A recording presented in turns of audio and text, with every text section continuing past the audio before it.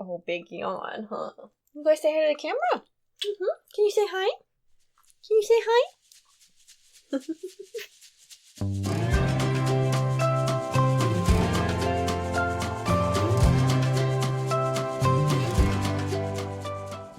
Hello, lovely people of the internet, and welcome to episode 7 of the NovelTea Knitting Podcast. I am your host, Emma, here to talk to you about all things knitting, bookish, basically anything cozy that takes my fancy. If this is your first time joining us, first of all, welcome. Thank you so much for coming. This podcast comes to you in 2 main parts. The first part will be knitting content, where I talk about my finished objects and my works in progress. And the second part will be bookish content, where I talk about what I have finished reading and what I am currently reading. If you have a section of the podcast that you are more interested in than another, you are more than welcome to skip around. I timestamp everything in the description down below, so you can skip around to your heart's content. But that is all for introductions, so let's get right into it. Grab a cup of tea. Yeah, I know, I've got iced tea today. It's way too hot, but grab your cup of tea and let's get started.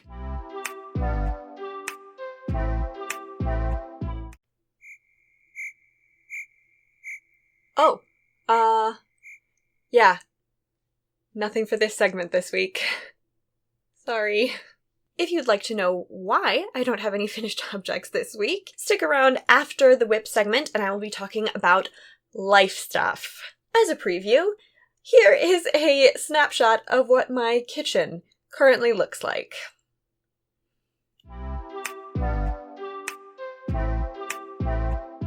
Alright, I don't have any finished objects, but boy have I got a lot of whips going on. My falling snow socks. Okay guys, I know that it looks like I have gotten basically no progress done. Before, all I had was this ribbing, and now all I have is ribbing and like 10 rows. But I have knit these 10 rows at least 5 times. This pattern is proving a lot more difficult to get figured out than I anticipated. It's because I want to get this snowflake motif just right. And it is surprisingly hard to get purl stitches to stand out in exactly the right way to look like snowflakes, especially when I want them to be quite delicate. It's especially difficult on the vertical axis. If you stack too many purl stitches in a row and put it on a stockinette background like this, you're just going to get a section of basically ribbing. And it will stretch out, of course, when you wear it, but it just doesn't have the appearance that I'm going for with my snowflake stitches. So in order to fix that, I knit that into the pattern several times before I realized how much of a problem that was to the ideal I have for my pattern.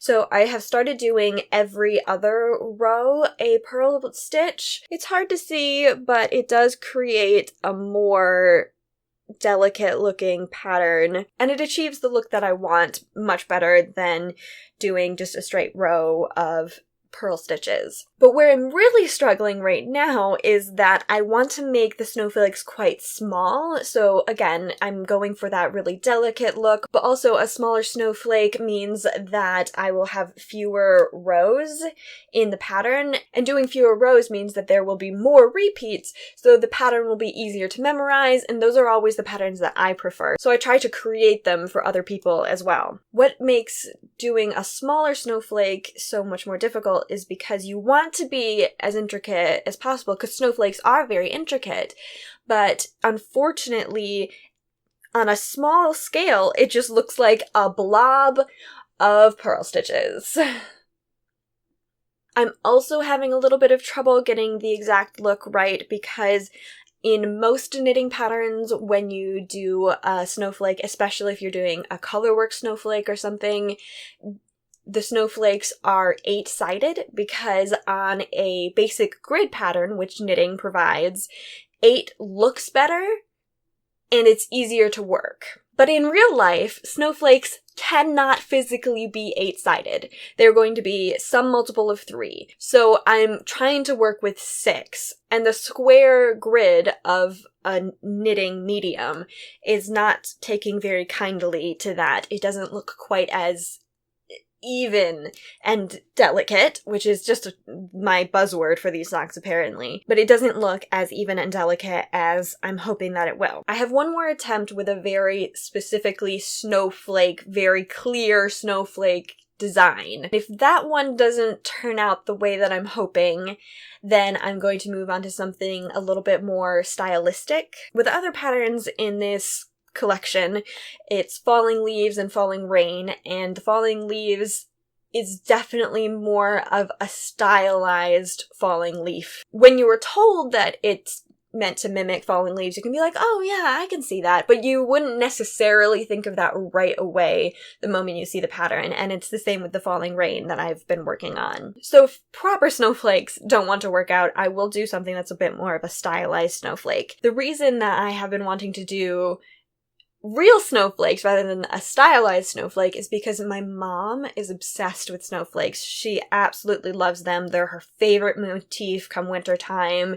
She has tons of decorations at the house that are snowflake, and so I really wanted to design a pattern that I could make specifically for her. So I have a spreadsheet with probably about 8 different snowflake designs made with pearl stitches, so if I don't use them on this, I will definitely try to incorporate those into another project because I think that my mom would really like that. Next up is my Holly Jolly socks, which I almost have a half object on. I have the heel done, and I am a good chunk into the foot. Since I did the heel, I have been kind of wishing that I had cast on the cuff in the black as well, but I hadn't yet decided what color I was going to use for the heel when I cast it on, and I wanted so desperately to work on these that I didn't even want to take the time to think about it. But I think that it would have looked really good with a black cuff, heel, and toe. And now I'm not sure if I want to do the toe in black as well. I don't know if that'll look a little bit unbalanced because I didn't do the cuff in the black. It's definitely not worth pulling these out in order to redo the cuff. So I just have to make a choice once I get to the toe about whether it's going to be black or not. When it comes to the heel, I did my usual heel flap and gusset, and I know that this black band across the top of the foot is probably not going to be for everyone. I decided to do this because that is what happened when I did a heel flap and gusset on my Christmas garden socks, because I think that the instructions on those socks call for a specific kind of heel that I have to imagine would not have had this band across the top. But I actually really liked it, and maybe I'll change my mind in a few years or maybe a few weeks, honestly, you never know. But I quite like the separation of the leg and the foot by this black band across the middle. If it were a heel that I didn't think looked quite as good as this one, I might not like it as much, but I just thought that the black heel made a really good contrast with the brightness of the colors in the sock. The black also just happens to be one of the only solid colors that I have that I can use for heel flap and gusset. I specifically have some black and some gray that I got from Knit Picks. I think it's the same base as the Felici. I just need to get more colors in this, clearly. Next on my whips list is my Banff cardigan. Someone from Canada is going to have to tell me if I'm pronouncing that right, because I think that it's a city or a territory or something in Canada. Let me look it up. Yeah, it's a city in Alberta, Canada. And I guess that makes sense because the Blue Mouse is Canadian, but I did not realize that it was a city until rather than getting onto Ravelry and looking up the cardigan, sometimes I will just put Banff cardigan into Google because I'm being lazy. And one of the times I didn't write cardigan fast enough before the autopopulate suggested the city in Alberta. Anyway, I have finished the back of the sweater. I've got this lovely fade, and you definitely cannot tell the difference between the reds as much as I was hoping you would be able to. But hey, c'est la vie, right? And then, of course, unless it stretches a considerable amount, which, knowing wool, it might, I don't think that is going to be nearly as long as what the pattern calls for. That would be because I used a size 10 needle instead of a size 11, but it will definitely still be an oversized cardigan, so I am not upset about that at all. I'm also already thinking about making a second one of these out of just a solid color, because this would have knit up so quickly if it weren't for the fact that I was doing this fading, because the fading requires me to constantly check my phone to make sure I'm doing the right amount of rows. And without having to think about that, and without having to think about how I'm weaving in my ends or whether I'm grabbing my ends and all of that, I think that this would have been a much, much faster project. So the problem with that being that getting my hands on that much of one color of wool does not seem to be possible for me. I keep getting lots of yarn gifted to me and things like that, but it always ends up being in variety rather than in just one solid color, which is understandable, and I am definitely not complaining about free yarn. It just means that I have to be a little bit more creative when it comes to my colors. I have started the first side.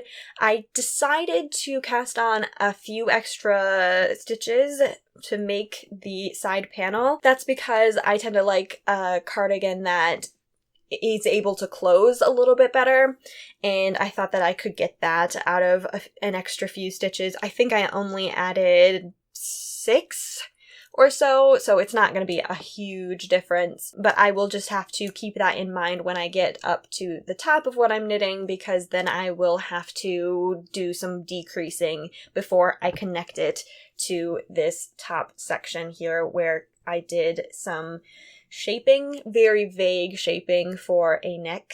I'm also thinking that probably I am going to want to do some kind of neck band. Come to think of it, if I'm going to do a neckband, probably shouldn't increase this by any amount of stitches. I'm going to have to do some math. Unfortunately, I can't really talk about it too much without giving away too much about the pattern, and you should absolutely go and buy this pattern and support the artist. But let's just say the side panels as written do not equal a full half of what the back is, so I'm going to have to do some math to make sure that I'm not making more than half of these stitches by adding the extra stitches onto this and also adding on a neck panel. Anyway, the reason that I want to add a neckband in the first place is just because of how atrocious my edges are. And I know that all of these edges are definitely going to be seamed up, so you won't be able to see them, but that is not the case for my side panels, and I have to imagine that my side panels are going to be just as horrendous, because I will do all the same doubling of yarns anywhere that I can to avoid having to weave in ends later. So if I use a neckband, then that will allow me to pick up that edge and kind of hide it at least a little bit, which I think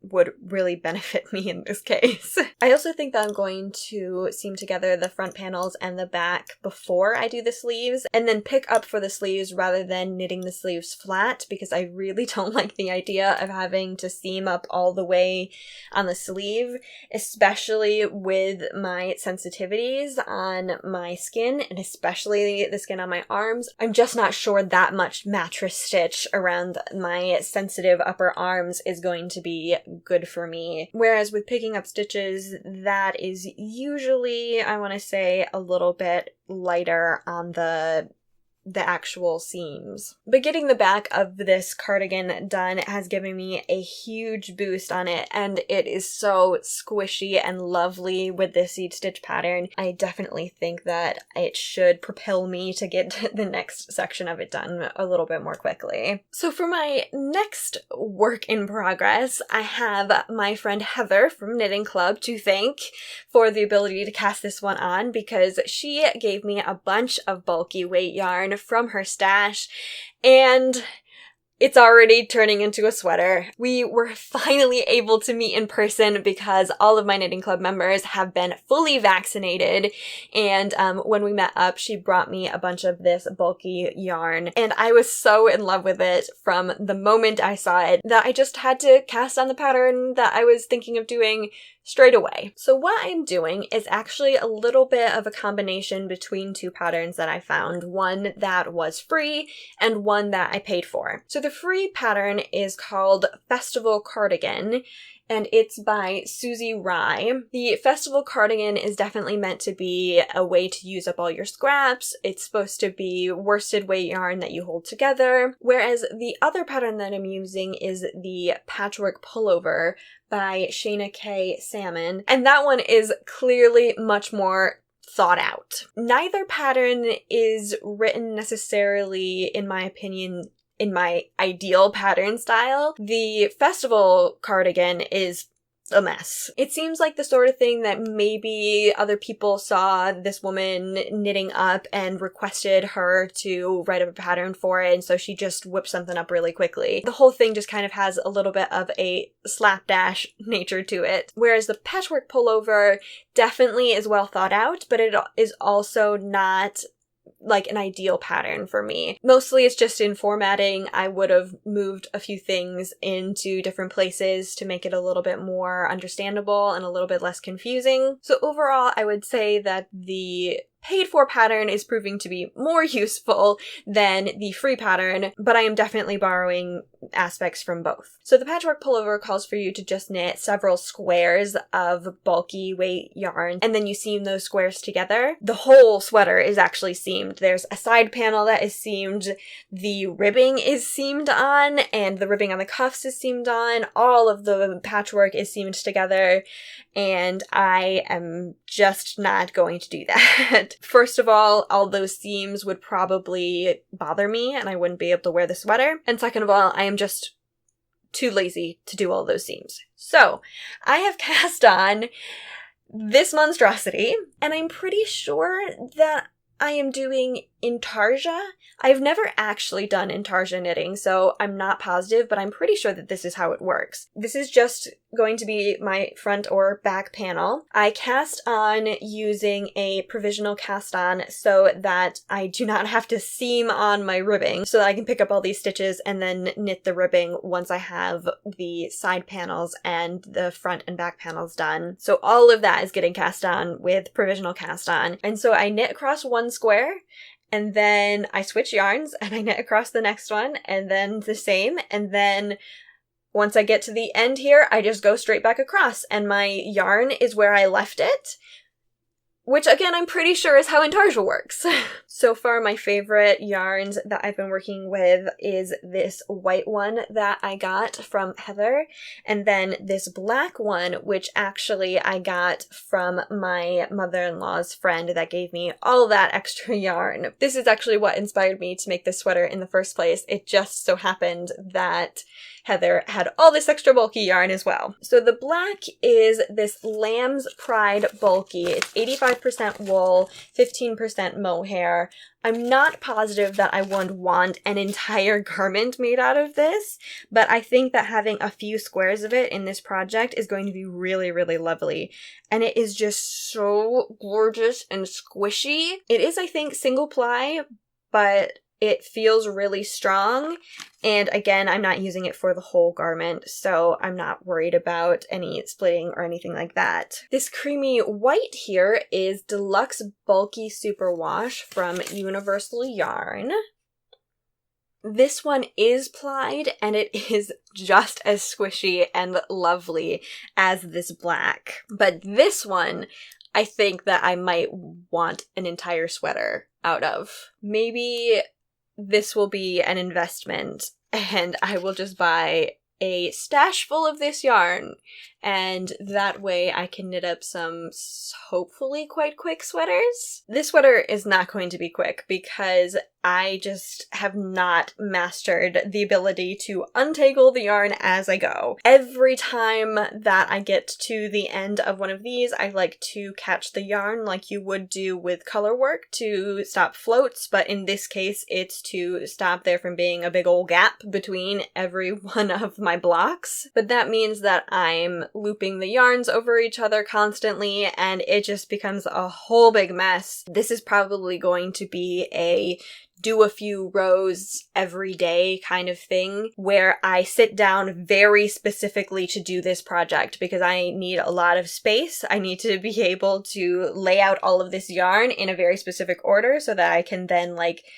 pick up one of the skeins of yarn and put it over the top of another one and then do it all the way down the line and then back down the line, and it's a whole mess, but I'm still loving it because this is going to be so gorgeous. The Patchwork Pullover, which again is what I'm basing this mostly on, is only about 3 blocks tall, so it's actually quite a short pullover, which I'm not here for. So I am doing, I think, 5 blocks rather than just the 3, which is going to add a considerable amount of length to it.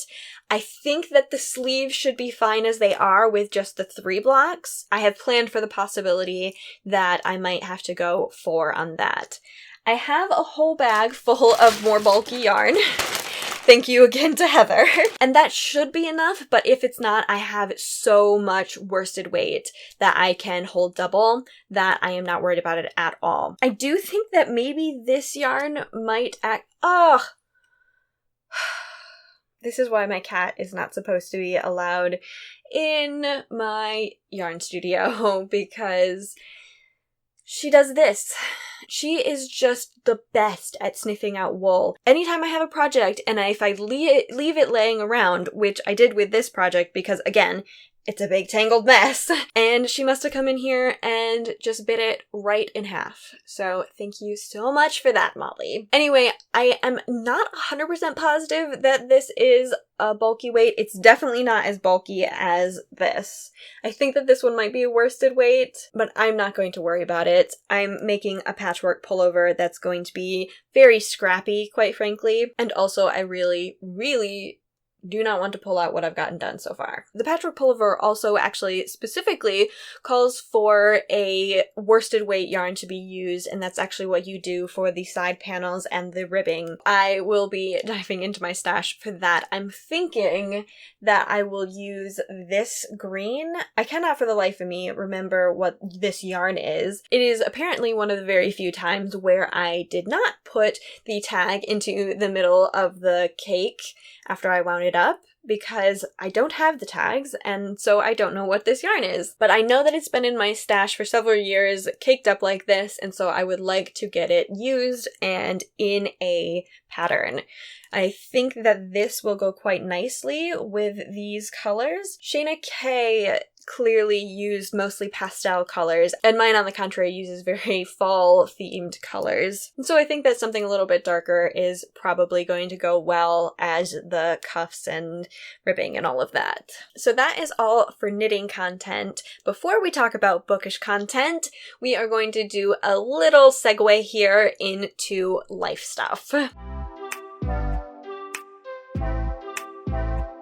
Our house, now has a few holes in it. The house that my husband and I live in with our 4 pets is over 100 years old. It was built in 1919, and the plumbing is fairly original. Some of the plumbing had been replaced by the person who flipped our house, but most of it was still the old cast iron pipe. And cast iron pipes have a life of approximately 100 years, so we were definitely at the point where we were pushing that lifespan. We do still have a cast iron pipe that goes from our house out to the street, but that one seems to be in okay condition, whereas the vertical stack, the pipe that goes through our house and up to our bathroom upstairs, that pipe was not in great condition.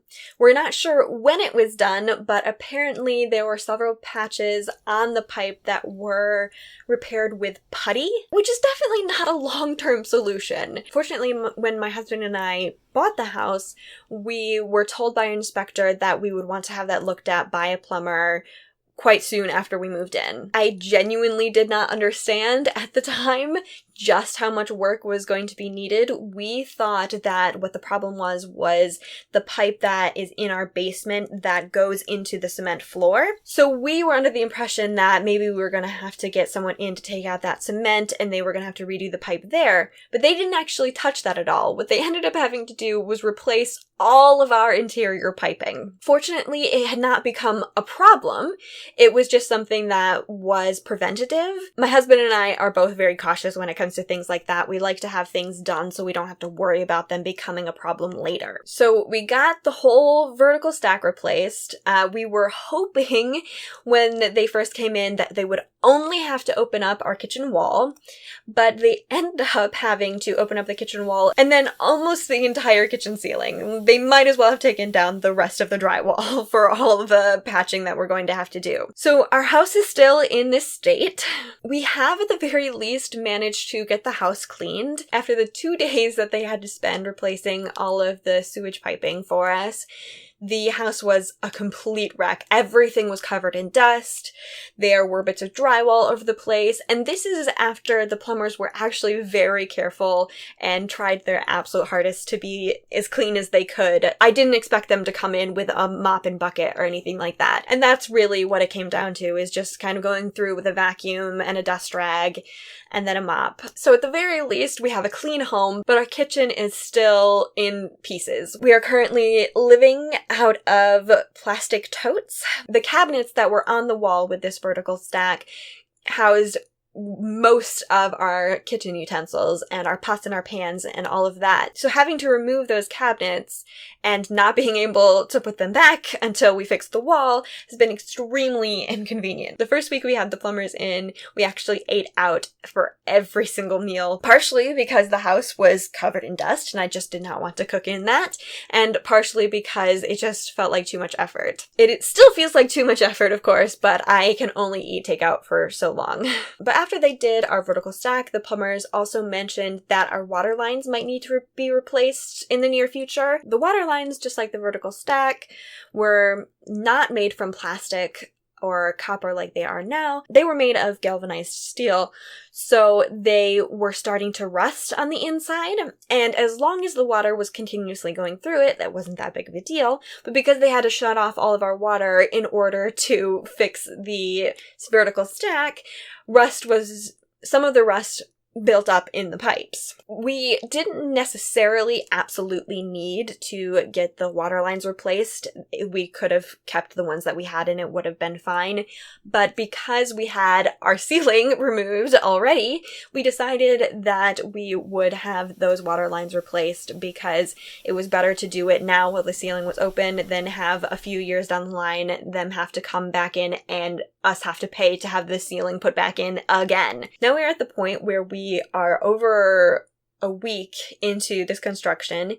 We are waiting to hear from the plumbing company so that we can schedule our inspection with the city. The city that we live in is actually very strict with the housing codes, and so we will just have to wait for the inspector to come before we can get a contractor in to button up our walls. So in the meantime, we are living with all these holes in the wall and in the ceiling, beyond just having strangers in my home for several days, which is always going to be a stressful experience for me. My patience is also just running a little bit thin from having to live out of boxes the way that we are. And patience, as we all know, is quite necessary in the art of knitting. All right, that is it for my excuses segment, let's be honest. Let's move on to the bookish content. So I'm actually going to try something just a little bit different this week when it comes to the bookish content. I have written up little summaries of each of the books that I will be reading to you at the beginning of each book segment. Hopefully those don't give anything away. I have tried really hard to keep spoilers out of those, but if it is a book in a series, then that summary of that book will probably spoil things for things that happen earlier in the series, just as a warning. So the first book on my list of what I have finished is Bone Crossed by Patricia Briggs. Mercy is dealing with PTSD after being raped, but she refuses to let it rule her life. When the local vampire mistress learns that it was Mercy who killed someone important to her, Mercy knows she's in a load of trouble. She decides to get out of Dodge for a little while, hoping that things settle down a bit and the vamp stops targeting her loved ones.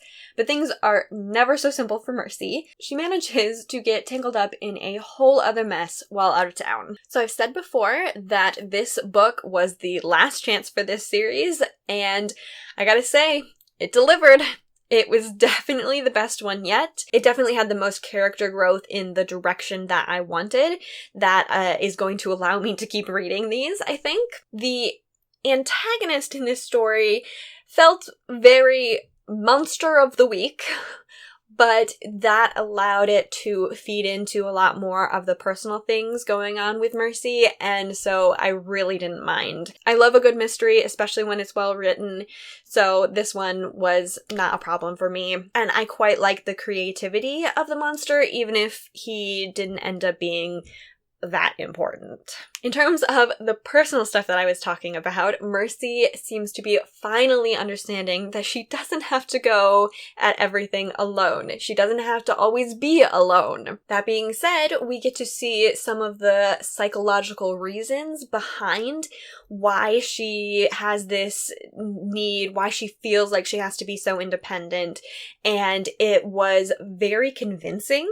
It made a lot of sense based on the context of her character, which made it actually help me like past Mercy better as well. It kind of changed my perspective on her just enough from the previous books. I still don't love her really and her choices, but I do at least understand them a little bit better. This is, of course, though, still a Mercy Thompson book, so she does, of course, end up having to save the day practically by herself, and the way that the author made that happen, where she wasn't able to contact this new community that she had, was a little bit contrived, but not enough contrived for me to feel like it didn't make sense to the story. It did make sense to the story, even if it felt like it was set up specifically so that Mercy wouldn't be able to call for help. I will definitely be continuing this series, but you might not see it in these bi-weekly updates for a little while because I think that one super intense urban fantasy at a time is enough, and I am currently in the middle of the Huntress series. I have almost caught up on the books from the Huntress series itself, and I'm about to get to start some of the spin-off series. I still have quite a ways to go in that, and I don't think that reading the Mercy Thompson stuff and the Huntress stuff is really good for me. The next book on the list is taking a hard left turn, and we are talking about Happier at Home by Gretchen Rubin. I don't have a summary for you guys for this one because this is a nonfiction book, and I am kind of going to break it down enough that I don't really think that it needs a summary. Let's just say it is the sequel to The Happiness Project. I previously said that I thought that it was going to be a very redundant book and not really necessary, but I ended up actually liking it a lot, and I actually have a lot of takeaways from Happier at Home that I didn't necessarily get from The Happiness Project. I will also preface this by saying that if you have not read The Happiness Project, I don't think you're going to be able to get as much out of Happier at Home as you would if you had read it. And if you're going to choose to read just one of them, definitely read The Happiness Project.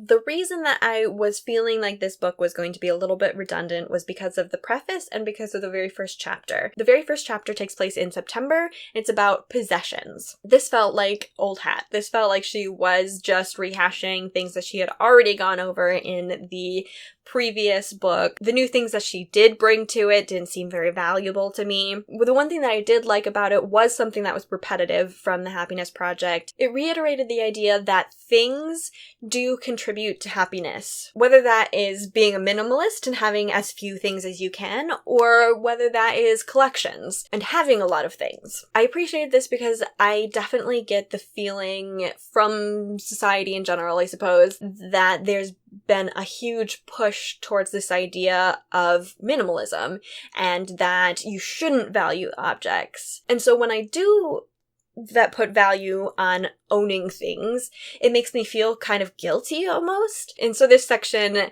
helped me feel better about wanting to own physical copies of movies, and about my yarn stash, and about the joy that I get from owning those things. I also want to talk about her chapter on November, which was ironically about parenthood. I am not a parent, but I found her parenthood advice to be more about relationship advice, not just like romantic relationship, but your friendships and your relationships with your family and friends and things like that. So I actually found it very valuable. Specifically, I really loved that one of her resolutions was to underreact to a problem. Underreacting to a problem, that phrase puts words to something that is actually extremely important to me and my anxiety. My inclination with my anxiety is to overreact to problems. For example, just the other day,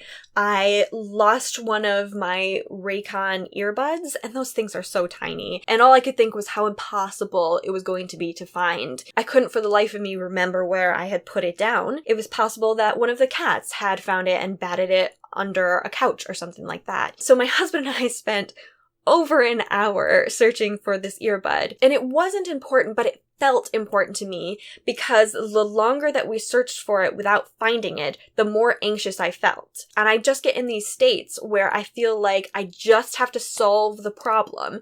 And once the problem is solved, then I will feel better. But not every problem can be solved, and it's especially difficult when problems cannot be solved easily. And so, thanks to adapting my lifestyle and going on antidepressants and things like that, I have managed to change my outlook most of the time so that I underreact to problems now rather than overreacting like I have the inclination to do. It just felt really good now to have a phrase to put to that idea that I had started doing. In January, Gretchen and Rubin talked about time. I related really heavily to the work section. Because Gretchen Rubin is a writer, she says that she can write anywhere at any time. And so she talks about using that to her advantage and not committing all of her time to work. Because I am unemployed, even if that is by choice, I feel like I should always be making up for that by working, by doing things. Because I don't have a specific place that I need to be at a specific time most days, I feel like any free time that I have, I could be writing, I could be cleaning, I could be exercising or walking the dogs. There are all these things that I feel like I could or even should be doing, and because I am not doing them, I feel guilty, even if the things that I am doing are things that I enjoy. Even if I'm knitting or spending time with my husband or playing with the dogs, it feels like I should be working. And so I struggle to relax because of that and to really enjoy those bits of downtime. The last chapter of the book happened in May, and it was called Now. My main takeaway from this chapter was the arrival fallacy, which is this idea that once you reach a certain point, then you will be happy. Once you get that promotion, then you will be happy. Once you move into a bigger house, then you will be happy. And of course, having goals is important, but you also need to be able to recognize the happiness that you have right now. And I think this is what I love most about books like this, like The Happiness Project, Happier at Home, The Little Book of Hygge, Cozy, which I'll talk about later. They all center around recognizing the happiness that you have right now. Next up is To Scotland with Love and Meet Me in Scotland by Patience Griffin. So let me give you the summary for To Scotland with Love first. After her cheating husband dies before they can sign the divorce papers, Kate decides to move back to Gandigau, her childhood hometown. Graham is an international superstar whose home in Gandigau is a well-kept secret. He's just trying to mend fences with his son and grandson when Kate moves into town. Determined to get her journalism career back on track now that she doesn't have to answer to an emotionally abusive husband, Kate decides she'll write a story outing Graham's secret location along with all the details of Graham's personal life that she can dig up. Just as long as she doesn't fall for him, of course. So this one, I gave a pretty thorough impression of it in the last episode. I didn't like it. It didn't get better by the ending. The only character that I really liked in it was Maddie, and he was a child. I suppose I also liked Didi and Kate's relationship and how they seemed to mend fences as time went on. I thought that the conflict between the two main characters was so ridiculous. The fact that Kate thinks through the entire book, basically, that she's going to write this big story on Graham is so ridiculous. And it felt like the author was grasping at straws by, honestly, even like the third chapter that she brought it up in. I did realize that apparently these books all have like a B plot. Every once in a while, some of the chapters are written from the perspective of another one of the characters in the story. In this case, it was Didi, who is Kate's grandmother, and Duncan, who is Graham's son. I actually really like the fact that the author does that. It's one of the few redeeming qualities about these books. It gives you a bit of a breather from the main couple and their honestly ridiculous feuds in most cases. Meet Me in Scotland is a little bit harder to sum up, but I have given it my best shot. Emma is a disillusioned marriage counselor who happens to have famous parents in the field and doesn't, in fact, believe in love or marriage. When her opinions on the subject go viral when a recording of her is leaked online, she decides to visit her best friend Claire in Gandigow and lie low for a while she reevaluates her life. But Claire has her own problems. Emma's friend is desperate for a baby, but her husband, Dominic, refuses to have a child until they're more financially prepared. Gabriel is Dominic's best friend and the town's new doctor, but he's having trouble gaining acceptance in the small village. Emma and Gabe don't get on. They haven't ever since Claire and Dom's wedding. But both of them have grown up in the last 10 years. Gabe is determined to do two things: fix Claire and Dom's marriage, and find a good country lass to settle down with. Emma's posh London exterior is definitely not what he has in mind, but their chemistry is undeniable, at least according to the author. So in this book, I actually really like the character from the last book, Kate. Even though she was basically insufferable in the last book. That is one thing that I really love about this series and about romance series in general. I just love that you get little peeks into the lives of previous characters and you get to see how their relationship is doing, if they've had any children or anything like that. So I'm going to start with a few criticisms about this book. The first one is maybe a little bit nitpicky, but the main character refers to herself as Egghead Emma on so many occasions, too many to count even, and it just is such a weird phrase. It's, first of all, very old-fashioned and outdated, and it doesn't really feel appropriate for the main character to be referring to herself in this way. At no point is it indicated that anyone else has ever referred to her this way, and it is just strange. It's just like in Blame It on Scotland, how the main character constantly referred to herself as, like, a hussy. It's an outdated phrase that feels out of place. The sex scenes in these books are at least somewhat vague, which is their only redeeming quality, because otherwise, they are awful. They are so badly written. I feel so uncomfortable reading these sex scenes. Thank God they are short. And it's not because the author goes into too intimate of detail or anything. It's just because the way the author describes them is so awkward. It just felt incredibly uncomfortable reading through them. It also definitely feels like the author is writing stereotypes of her characters. She writes stereotypical Scotsman and stereotypical posh English woman, and there is an Italian character in this one, so he's very stereotypical as well. Emma is English, and it feels like the author just looked up English slang or how do English people speak or something, and every once in a while she would remember to check that page. And this is especially unfortunate for this book because I did listen to it on audiobook, and the narrator's accent was really bad. Despite all of those criticisms, I actually liked this one better than To Scotland with Love. I think it's because the chemistry between the characters was significantly better in this book than in the other book, and the conflict that they ran into, it felt a lot more realistic. It didn't feel contrived like the conflict in Scotland with Lev. And that is where I wish I could leave you, but unfortunately, the author ruined it with the ending. Completely ruined it. Not that they don't still have chemistry at the end, but the end just got so ridiculously preachy that I couldn't stop rolling my eyes.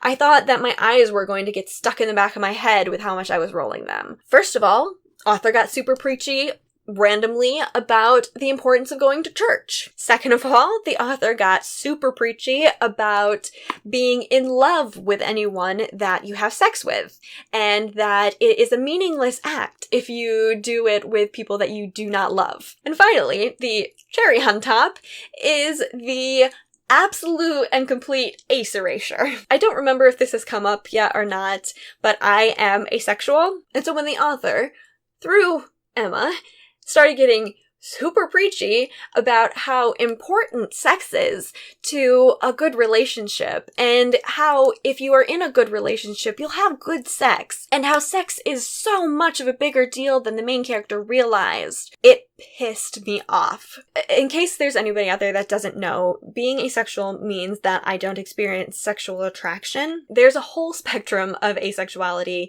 when it comes to whether or not you like or don't like sex. And it just means that if you are looking for a partner, if you are not also a romantic, if you would like to be in a committed relationship with someone, then you are not looking for sexual attractiveness. You are looking for basically anything else, because you care not at all about how sexually attractive they are, because you do not experience that sexual attraction. So believe it or not, you can have love without sex, just like you can have sex without love.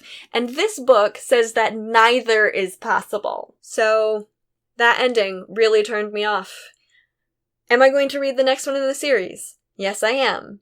I'm still trying to figure out why I liked this series in the first place. I'm hoping that eventually I'll figure it out.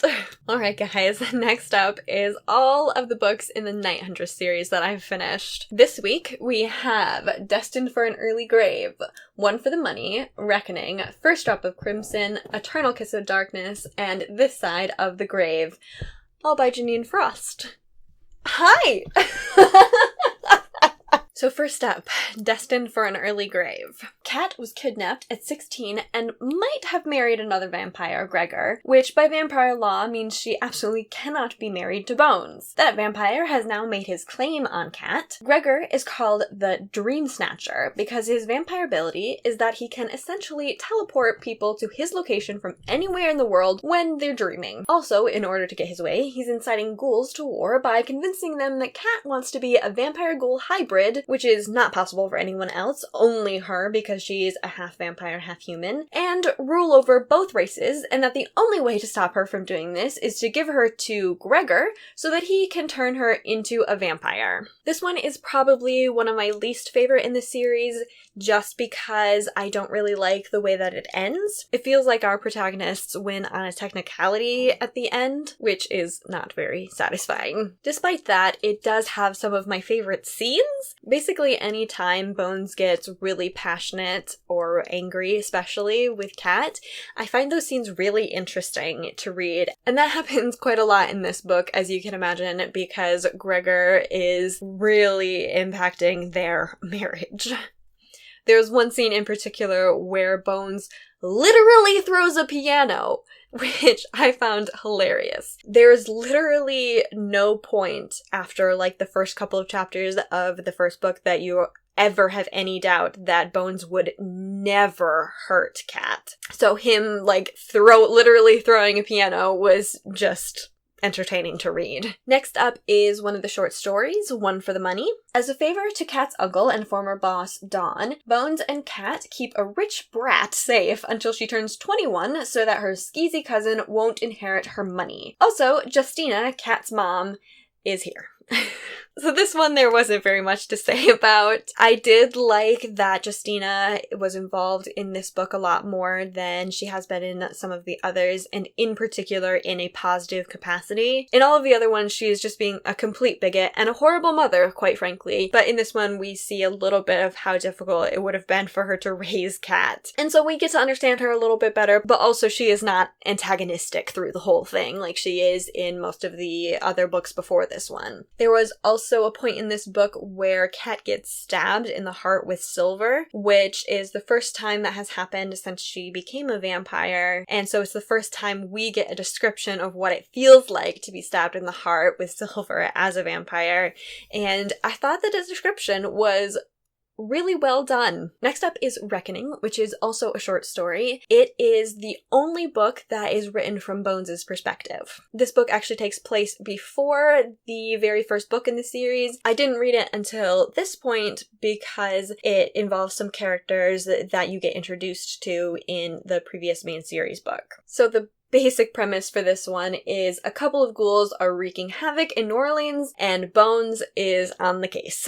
This one was definitely interesting, and I absolutely love reading from Bones' perspective, but it was a lot more gruesome than some of the other books in the series, which is really saying something, and it didn't have the romance in it between Bones and Cats to kind of lighten that gruesomeness. There was also a good deal of torture that was described more than I ever needed to know. Next up is First Drop of Crimson, which is a standalone spin-off book. Denise has been contacted by a demon and forced to find an ancestor of hers that summoned said demon and backed out of the contract. If she doesn't find the ancestor, he'll kill everyone in her family. Spade is just helping, at first at least, because he doesn't want Denise to bother Cat and Bones, who have been in basically constant danger or warring with other vampires for their entire relationship. I love this relationship and the relationship dynamic. I didn't necessarily love the story around that romance. I think that Jeaniene Frost just fell into a few of the romance writing tropes that I really don't like, that she is usually really, really good at avoiding. Like contrived conflict or simple misunderstandings being the source of conflict. Like if they would just have one conversation, they could solve all of their problems. For example, easily resolved miscommunications, which was a big one in this book. So I wasn't a huge fan, but I did really like the antagonist in this one, and I really loved the powers that Denise came out of it with, and I do like the way that she and Spade come up in later books because of what happens in this book. Then you have another standalone spin-off, which is Eternal Kiss of Darkness. Menkeres thinks that it's his time to die because he used to have visions of the future, and now all he sees in his visions is the black void of the underworld. He has decided that he's going to meet his end his own way before his nemesis, Raja, finds a way to end him that will result in Raja getting Menkeres' power, which he is definitely too evil to be allowed to wield, or Raja ruining the lives of the thousands of vampires, ghouls, and humans that make up Menkeres' line. Kira is a human who has the misfortune to get involved when she saves Menkeres' life, and they begin to fall in love. So in this one, I loved both the relationship and the story around the relationship. I thought it was very compelling. I think because it revolves more around the outer conflict rather than the conflict of whether these two will get together. Menkeres, who is Bones' grandsire, is also one of my favorite characters. He is over 4,000 years old and has some insane powers, and it is just really cool to get some of his backstory. There is one little nitpicky aspect of it that I was a little bit annoyed with, because it took an aspect of one of the other books and changed it a little bit, or changed the implications of it. In one of the previous books, Cat, Bones, and Menkeres all face off against Menkeres' wife, Patra. I loved Patra as an antagonist. One of her main motivations for hating hating Mincaries was that Mincaries had killed her lover, whom he had promised to also turn into a vampire. In the previous book, that's all we get, and it seems like he just did it out of jealousy. We find out in this book that he actually did it because it was that lover's fault that Patra had been put into danger, and he was selling her secrets, profiting off of their relationship, and so Mincaries killed him, which honestly seems kind of reasonable in this vampire world. It honestly feels perfectly reasonable. And so it just really diminished Patra's hatred of him. I also thought that this little change made Kira's decision to love him despite his past feel a little bit weaker, because again, given the vampire world that they live in, killing someone who is a danger to someone you love is fairly justifiable. Finally, we have this side of the grave. The ghoul that Gregor was inciting to war over Cat, Apollyon, is still super upset that her heart beats sometimes and thinks that she still wants to become a ghoul-vampire hybrid to rule over them all. Or, well, he's using that rhetoric to incite a ghoul-vampire war. Cat and Bones are out to stop him. I love that this book, first of all, brings back consequences from the previous book. Apollyon was a zealot in the book before this one, and he's still a zealot, and he's still gonna use whatever excuse he can to get a war started. I also really liked the villain, Apollyon, because he felt realistic. He uses fear to incite his followers to do the things that he wants, which feels very poignant given the recent political climate in the United States. I also really like that Jeaniene Frost seems to be bringing in another species. Ghosts had been mentioned before in previous books, in particular Fabian has been important, but they haven't really been explored as a species yet. So the fact that this book covers that a lot more, especially there's a moment in this where Fabian has a little bit of a tirade, of a monologue about what it's like to be a ghost, and I just loved that. It's always cool when authors flesh out elements of their stories that you didn't think you were ever going to get detailed explanations of. To a degree. J.K. Rowling overdoes it a lot, but Jeaniene Frost does it perfectly. Alright, after all of that, we can now move on to what I am currently reading. Let's start with cozy. So, I am only about 25% of the way done with this book, so I could definitely change my opinion about it later, but so far, I like it in general, but there are a lot of specifics and some weird tonal things that I am not very fond of. Something that was said in passing that really bothers me in these types of books is this idea that you need to find your authentic self. In this case, I guess it makes sense because you're trying to make your space fit you as best as possible, so you want to make it fit your authentic self. But I think the idea of an authentic self is inherently wrong. I feel that way because people change. Just because my favorite color used to be green and now my favorite color is red does not mean I was being inauthentic when my favorite color used to be green. People change even based on who they are spending time with. So you might act a certain way around certain people and then act a different way around your family. That doesn't mean you're being fake or inauthentic. So the other thing that I feel like I need to talk about is a little bit more problematic. You know that feeling when you are reading something written by a white person and you're like, oh man, you are walking on a delicate subject here. Please just get it right. Yeah. I wouldn't say that she does it super badly in this book, but there's definitely a lack of understanding, I think. So it's about something quite specific. In the first chapter, she is talking about self, and at one point, she feels the need to discuss cultural appropriation. She says that she believes that heritage, religion, and identity can be borrowed because, and this is a quote, "it is impossible not to ingest other people's way of doing things." Now, she's coming at this as someone who describes herself as Jewish. She is married to someone who is Jewish, and so they blend their traditions together. I think that this, at least as I understand it, is an inherent misunderstanding of what cultural appropriation is. Blending your life with people of other cultures or traditions or religions is not the same as a person, particularly a white person, commandeering an element of a tradition without fully understanding it and possibly profiting from it. It just was not clear from the text if she understood that.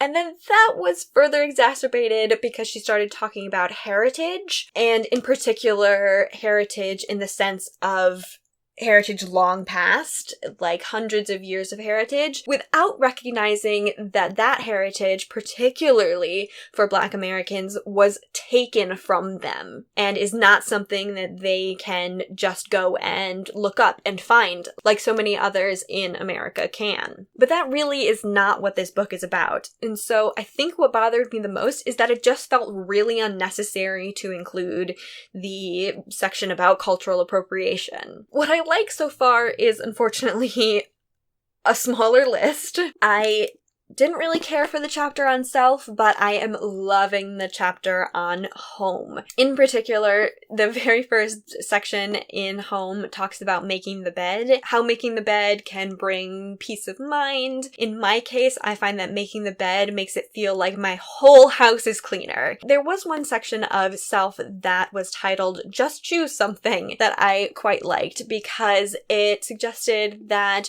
rather than really having to have deep reasons behind the things that you like, you can't just like something because you like it. Just pick a favorite flower. These choices don't really matter, so you really don't have to think about them all that much. And they are ways that if you do make these choices, they can bring little bits of joy into your life. I am also, as you might have expected, reading One Grave at a Time, which is the next book in the Huntress series. It is actually the second to last book in the main series. Before the very last book, I will actually be starting some of the spin-off series. The very first spin-off series is about Vlad, or Dracula, as he hates to be called, and I am really looking forward to that one because besides the main two characters, Vlad is my absolute favorite character. But I'm not going to get into that too much because I'm sure I will have more than enough time to gush about how much I love Vlad when I get to that series. These last two books in the main series are actually the furthest from my memory. Up to this point, I had a vague memory of everything that goes on in all these books. I just needed to kind of put it back in order. But as of One Grave at a Time, I am completely going in blind. I don't remember at all what happens. Finally, I have a book that I am very excited to talk to you guys about. It is called Between Decisions. It is the 8th book in a series, and so let me do my best to summarize this series with no spoilers as best as I can. Pet is a human, we think, whose parents were gruesomely murdered several years ago. She has been hiding out alone in the house where her parents were murdered. That is until another gruesome murder happens on her street and attracts the attention of her 3 psychos, as she takes to calling them, who are in fact one incredibly powerful fae, Zero, the fae butler / bodyguard / generally scary man to the powerful fae, Athelis, and a vampire who answers to the powerful fae, Jeaniene. Pet becomes their human pet and tags along with them as they try to find and stop the fae who is responsible for the gruesome murder of her parents, among many others. As the plot unravels, we are drip-fed hints as to who the psychos really are, along with their backstories, how the murderers are related to the succession of fae royalty, and how important Pet actually is in all of this. And of course, they'll solve some mysterious fae-human crimes, which are somehow always related to that fae succession thing throughout the story. So this series is so weird and complicated that I don't even know if I necessarily recommend it, because quite frankly, it is really confusing sometimes. The Australian slang mixed in with the just general trippiness of Behind and Between makes this book very confusing sometimes. So Behind is the Fae world, then you have the human world, and then the places where those worlds meet is called Between. When you are between, you can convince everyday objects that they are weapons, or you can see a tall building as a forest or a castle, or a bit of ivy growing on one of the buildings can turn out to be a very old and important fae. It's very weird. That being said, I absolutely love the pure imagination of Between, especially the way that the main character Pet interacts with Between. Pet is just the best. We never learn her name. I'm not sure if maybe that will happen in the very last book, or if we will just genuinely never know her name, but Pet is pretty hilarious with the way that she thinks and speaks and the way she interacts with people. She's very sassy and she does not take crap from anyone. Not even two incredibly powerful fae and a vampire. I think the main appeal of this series and the reason that I am reading this book, basically as soon as it dropped, I pre-ordered this book. So I got a notification that it had been downloaded onto my phone for me and I was like, oh, okay, I'm gonna just start reading that then. But as I was saying, the reason that I love this series is because of how good the author is at giving you just a little bit of information. Just enough to keep you hooked. I have so many questions that I want answered. Every single answer that I get to any questions that I ask end up making me ask another 10 questions. Right when I think that I am sick and tired of the uncertainty and I just don't care anymore, that is right when the author will hit me with some new information that answers several questions and presents a whole slew of new ones. Clearly, as you can see, I have very good things to say about this author. And on top of all of that, she is self-published. I think that might be a little bit where some of the confusion that I experience with this series comes from. There isn't an editor or a big publishing company or anything that's making sure that everything makes sense all the time. In theory, an author should be able to do that themselves, but that is not always the case, especially when the author knows where the story is going and the reader does not. But yeah, that is everything for today, guys. Please like and subscribe, leave your comments down below, and I will see you all again in 2 weeks.